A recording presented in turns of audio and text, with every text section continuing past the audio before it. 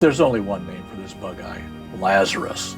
This bug eye is about as dead can be, and since Christ don't do cars, that pretty much leaves it up to me, with the support of you folks.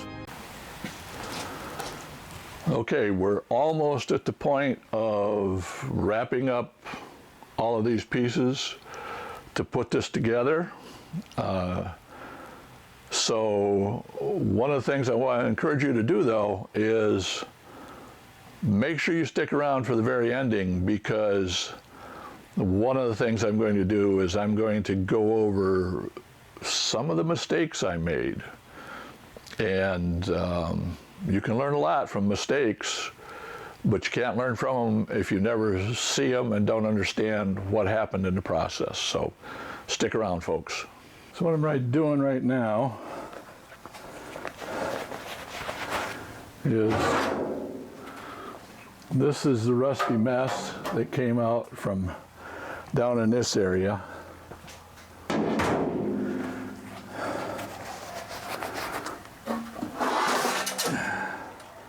And this is what I put together to replace it. So what I'm doing is I'm trying to get this to fit in there. Slide up in all the way. I'm running into just a little bit of a problem, because the problem I got is I'm hitting right around in here, and it looks like I'm okay on that side. So it looks like I need to take some more off right around in this corner right here. So what I'm going to do is file this right in here. Please like, share, comment, and subscribe. For less than the price of a cup of coffee each month, you can support this project as a member on Patreon. See the links in the description below. Use some 91% alcohol to remove the black, so that I'll have an idea where I need to do it next time. With any luck, in a few minutes they're going to be delivering a replacement motor for this bugger.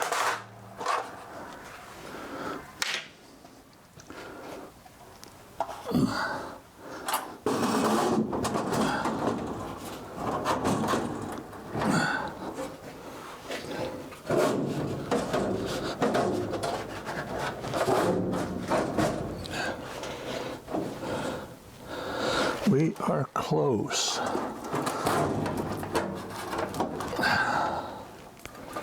You're very close. The problem I got is it looks like it may be a little bit too wide at the front, but right now I'm worried about the back. The front I can always draw in. Let's see. Looks to me like we're tight right in there, and right in there. That's what it's telling me.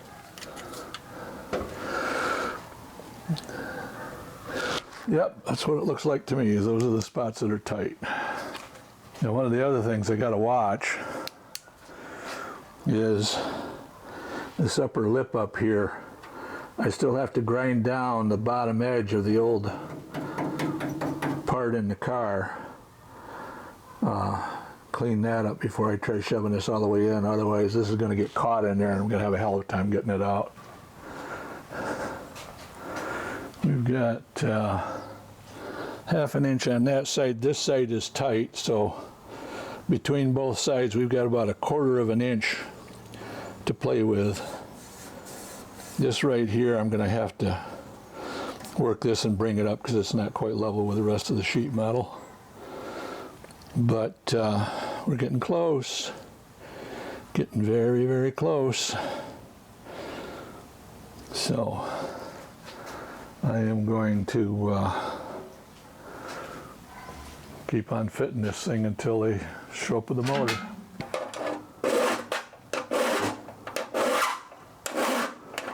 Two hours later. Okay, folks, I am going to pee up and see if I can get this thing ground down so I can get that piece in there. It'll be a bit of a pain in the ass because I can't stand on the floor. But we're going to do this anyways. Try this.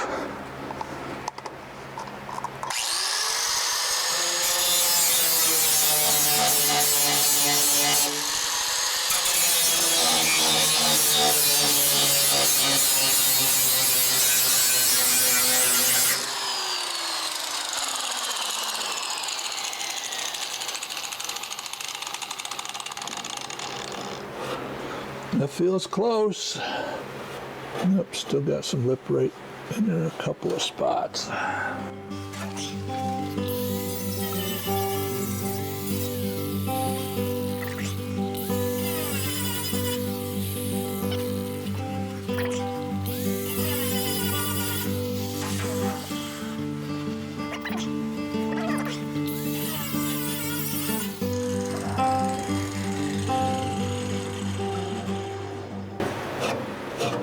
All right, now it's flat. Let's try putting that piece in there again.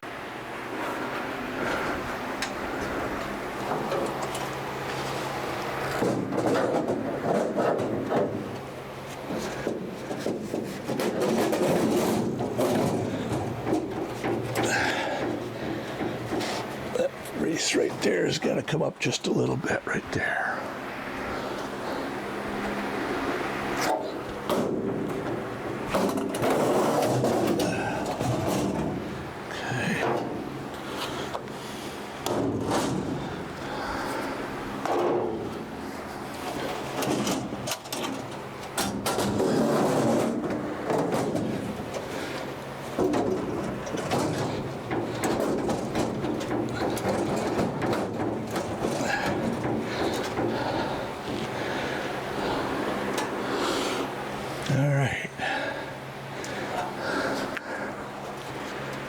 Still tight right here. And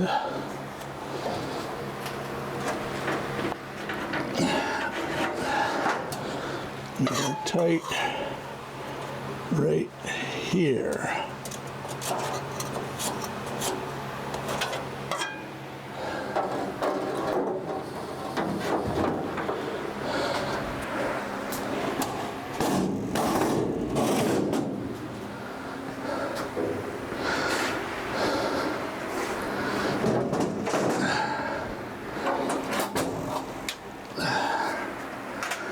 So I've got to trim this out more here and out more around there to get it to fit. 15 minutes later. This is all coming along pretty good. It's a tiny bit further forward there than it is here. These need to come forward and up a little bit to get these to fit right. But this piece actually needs to shift just a tiny bit this way. See if I can do this. Oops, that's not what I wanted.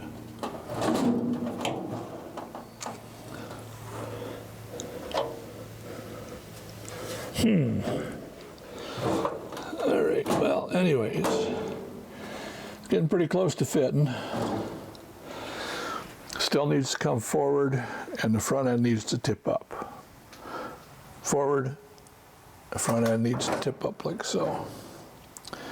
So, see how we're doing on the back.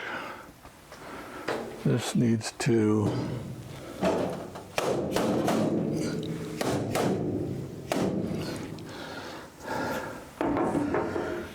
so what we need to have happen is down here and down here, and also on these sides we need to put in an offset lip so that this can move forward, and the offset lip will also help support this piece further up. So the next thing I'm going to do is use my offsetting tool to put the offset lips on this back piece and on the two sides. All right, so this is the offset tool. Also happens to punch holes for spot welds too. Cool. So anyways, piece goes in like this, and then when it closes, it puts the offset to that side. So I'm going to want the offset on the outside edge, like this. I want the offset to go to this outside edge. I am going to have to pull out these Cleco pins in order to get the offset in there, and I've got to do the offset here also all the way along this edge. So this is going to be a bit of time doing offsets. Oops, can't do offsets if you don't have your compressed air turned on. There we go. Make sure that's plugged in, turned on. Everything is copacetic.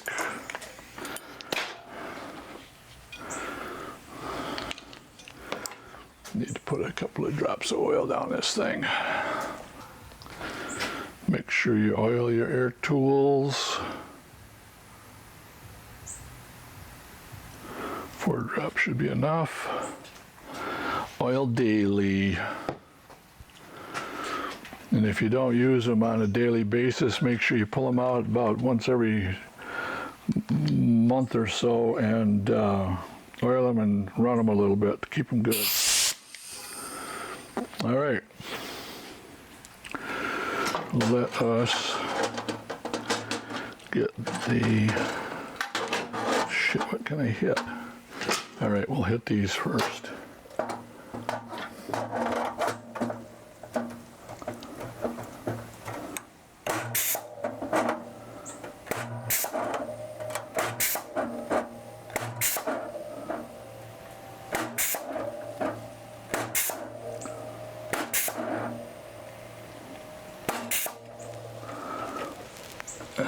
Shit.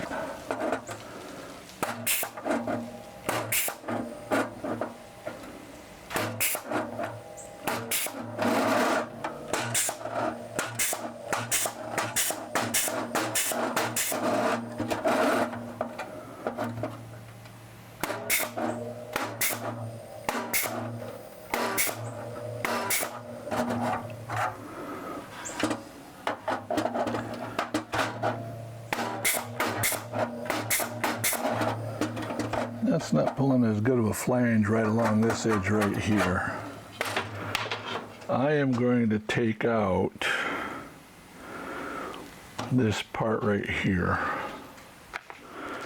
because I'm not getting a good flange.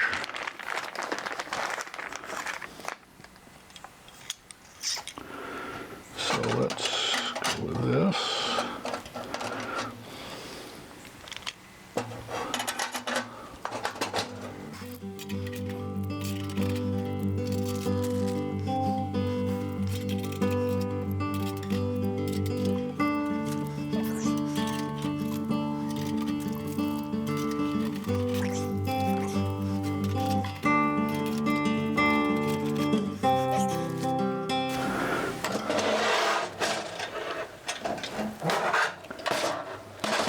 And I'll need to take out these 2 Cleco pins on the top. Get that piece the rest of the way off of there.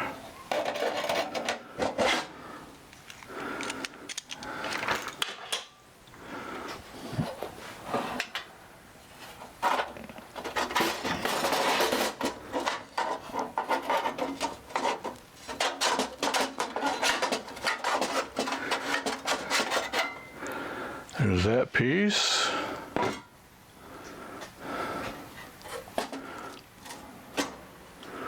Oops, gotta take a couple screws out.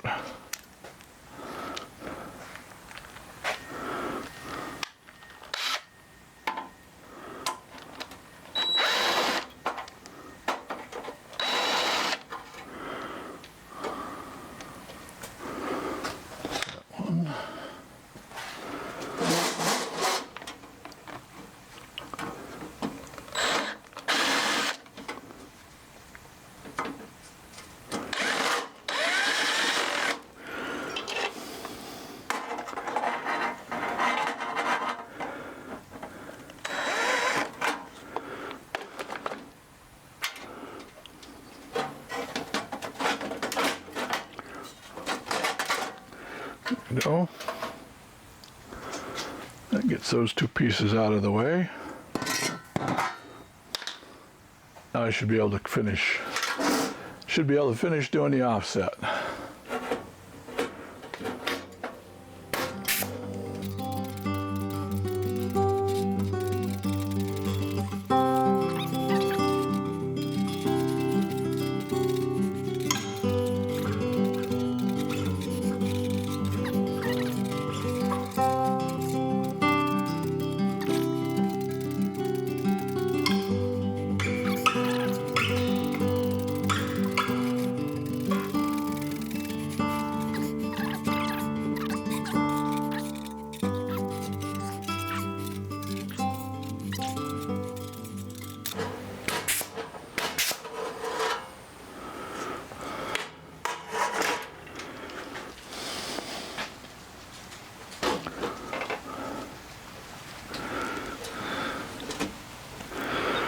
Now,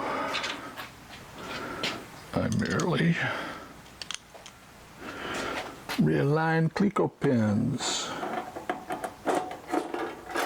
From what I can see, our problem is this spot right here and this spot right here.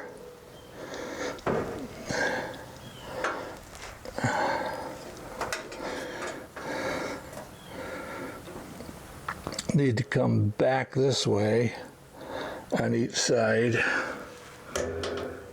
which should allow the front end of it to tip up and to move forward. Much later. Okay. One of the things I've discovered is this side panel actually is shaped like that. So if I run a straight edge down it, you see I've got, oh geez, almost 1/4 of an inch there. And you can hear it rock back and forth. So the first thing I'm going to do is pull this panel out.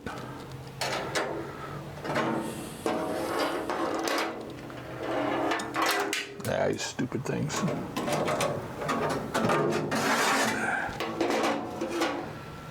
And try to straighten this up.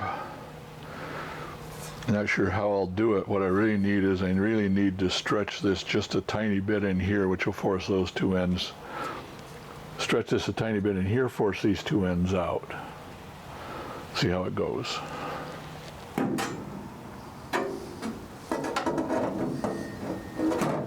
Let's get this one right here in there first. I pulled that up.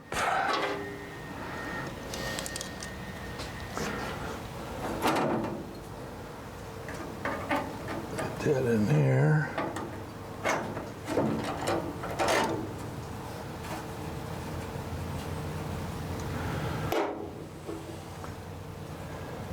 And that now looks pretty damn straight. Let's see how we do. Well, I've actually gone a tiny bit the other direction, so let's see how that does us. Yeah, I overdid it a touch. I've got a 1/16 of an inch gap in the middle. It's all right. All right.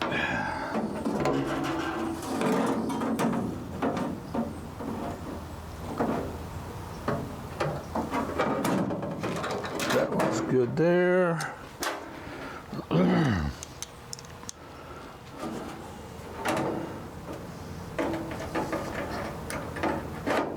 That's good there.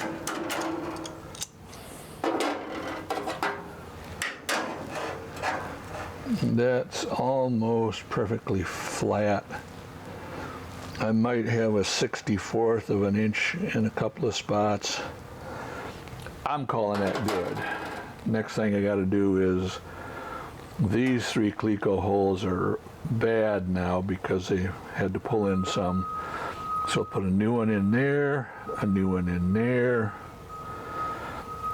and use a little trick to put one in there. Okay, checking the other side. It also has the same problem of having a hump in the middle. So, and if you actually look at it, you can see this is fairly tight bend here, fairly tight bend here, but it's a loose bend in here. What should happen is I hammer this down here in the middle, that should cause these ends to come out a little bit.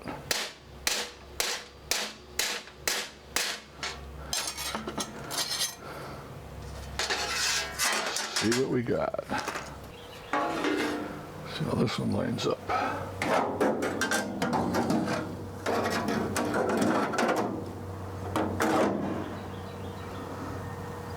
All right.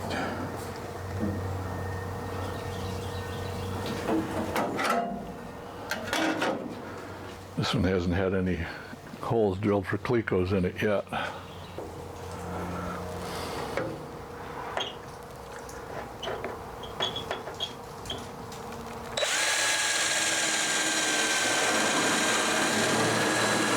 Son of a bitch.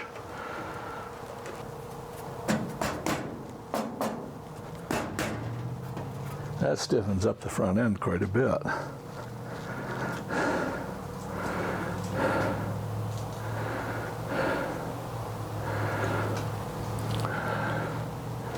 See how the rest of these pieces fit in.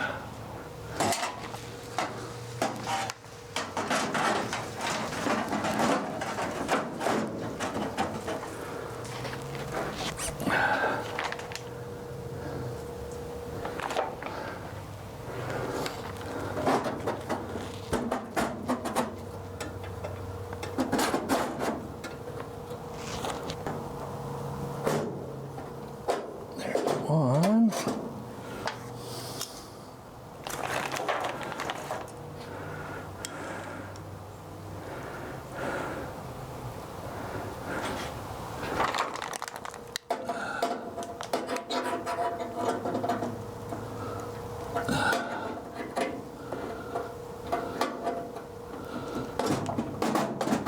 There's two.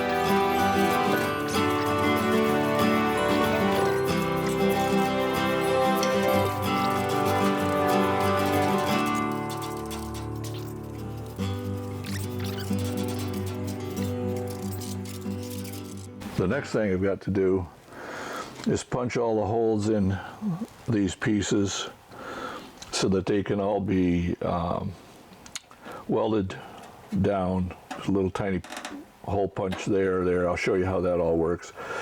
I'll show you that on this piece. I'm not going to waste your time showing you it on every one of the damn pieces. It's just senseless. And then this piece here needs to be welded to this backer down at the bottom. So that there's a place in there where it can be welded to the tunnel for the drive shaft and transmission. So that's what's going to be next. In the next, I'll do that here, but the next video is going to be actually welding this all into place. But before I do that, I want to talk about a couple of things. Take out these cleco clips.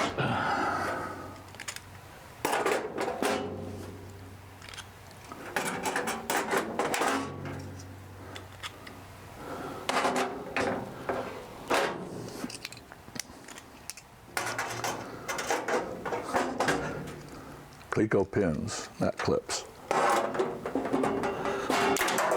Whee! All right. Okay, this is a tool I'm going to use to punch those little holes with. Runs off air at 90 psi, seems to be where everything likes to run good at. The way it works, you stick it over the flange like so.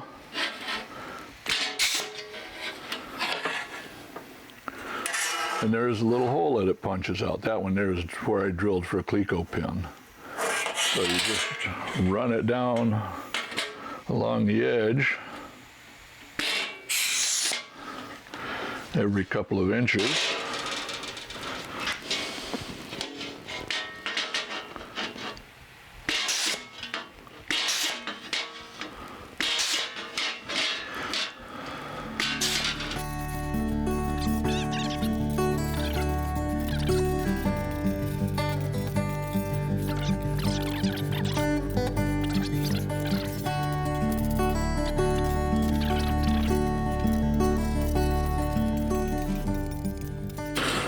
There you go, lots of holes. And that is how you punch the holes for the, well, in the original car they would have been spot welds, but in our case they're going to be fill welds. Somebody else uses a different name for them, but fill welds works for me.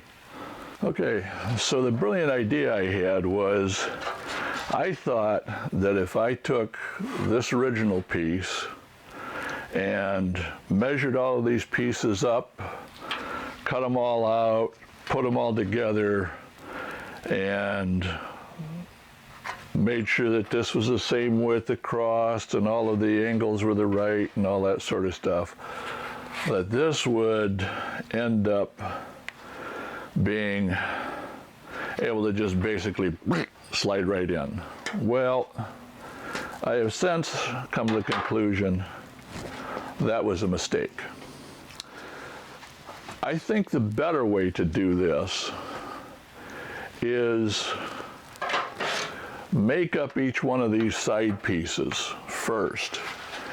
Get those side pieces fit into the body of the car, maybe even to the point of welding them in place, and then start working on these other pieces and fitting them in.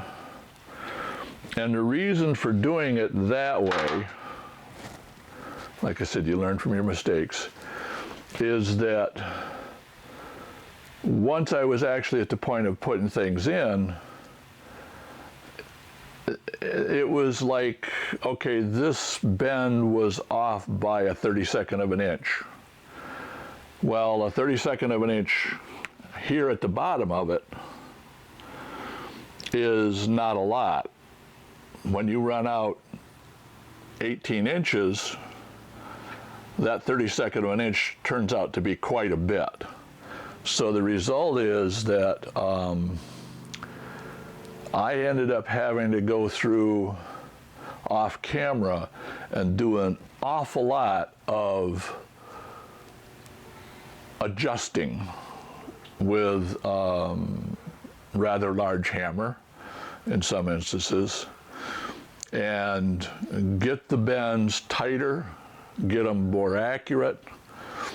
One of the other things that I had missed doing was when I cut my pieces, when I made my templates, I had planned on putting a lip down here, and I had marked on the template to add room for that lip.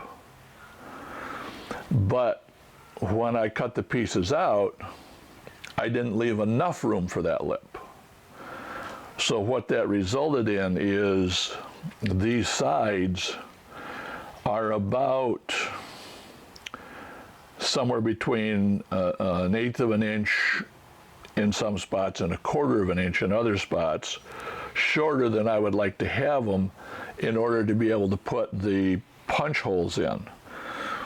Now, what I'm going to do to weld that in is I'm going to do welds along here instead of making fake spot welds. If this car was going to be concourse class, obviously I wouldn't do that. But this car has so much rust damage, it will never be concourse class. You would have to replace so much of the body that by the time you're through, it's going to have a whole different serial number to it, a whole different VIN number, vehicle identification number, because there's just too many pieces that you would have to replace. Some of those pieces you can get in new metal. A lot of them you would have to make yourself. And of course, when you start making things yourself, and the concourse people come around with their little tiny tape measures and start measuring things, and they go, oh, this is a 64th of an inch wider, and this hole is off by 3/32 of an inch. Why the hell do that? It's just not a waste. It's a waste of time. So the next thing I'm going to, so that's where it's at. One more mistake that I just realized I made. This piece here, this flange goes this way, but the flanges on this side go this way, which all makes sense because that makes the piece a lot easier to weld into place. But let's look at what I did. Dummy here bent these flanges all to the inside. So that leaves me with the option of either welding this piece onto here and hoping to hell I get it straight, or I don't know what. I'm thinking the thing to do is pull these Cleco pins out.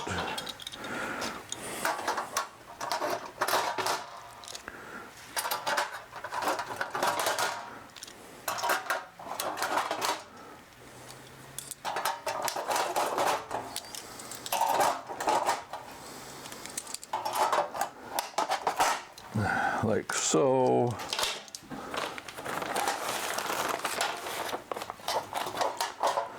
Pull that piece off there like so. This piece is Clecoed into position. I think the thing to do is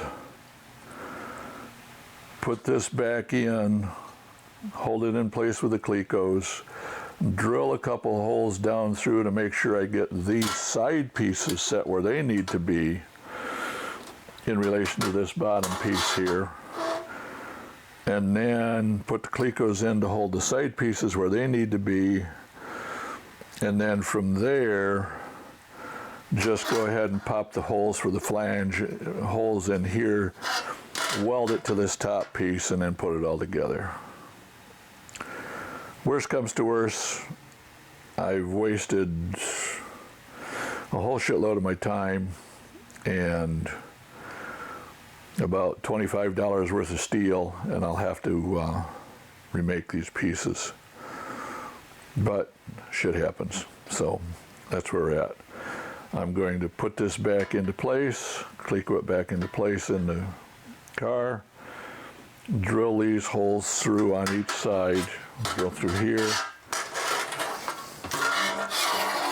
drill through here for Clecos, and once I get this piece Clecoed into place, I'll also punch the holes that need to go in at that time. Once I get these things Clecoed into position where I know they're in the right position for this piece when it's sitting in the car, then I will weld this piece and this piece together, and then I can worry about welding this piece this piece here to this piece, and this piece, and carry on from there. So that's the plan, folks. Next episode is going to be welding these pieces in. I'll have to do some cleanup of the rest of the body, grinding rust off, doing some rust treatment inside and stuff before I can do that. But that's what's going to be the next episode, is actually welding all of these pieces in situ, as the archaeologists like to say, or welding them in place. And hopefully that's going to go good. So stay tuned for the next episode. Like, subscribe. It really, really helps the channel if you like and make comments and subscribe. That's what drives the algorithms to get this content seen by other people, and so it really helps if you do that. Appreciate your help. If you can join up as a member on Patreon for the $5 a month, that is greatly appreciated. Starting to get quite a few members, and I like being able to put this content together. I do it a little differently from what other people do. I try to show you the good and the bad and the ugly of what happens when you're restoring something that is this bad. And other channels, I haven't seen another channel yet that did that. Most of them was kind of like, oh yeah, don't look over here, don't look over here, this is all done. Well, they may have taken 2 weeks to get that part done, because it was such a damn mess, and they made mistakes while they were doing it. So I'm not ashamed of my mistakes. I learn from mistakes, and hopefully everybody does. So again, thank you much, folks. Have a good one. Okay, folks, that's it for this episode of BugeyeBob. I really appreciate you watching and hope that, like me, you've learned a few things in this episode. Please like, subscribe, and comment on this video and share it with others. You can help support this project by becoming a member at patreon.com/BugeyeBob in the link below. Patreon paid members get early access to the videos, and in the future will enjoy question and answer sessions and live streams. As this channel grows, future Patreon member benefits will include bonus or extended episodes, member names and credits, and the ability to suggest topics for future videos. You can follow this BugeyeBob restoration on YouTube and Facebook at the links below. Once again, thank you for liking, commenting, subscribing, and supporting this channel. And remember that sometimes the most important job you can do is a dirty, thankless job.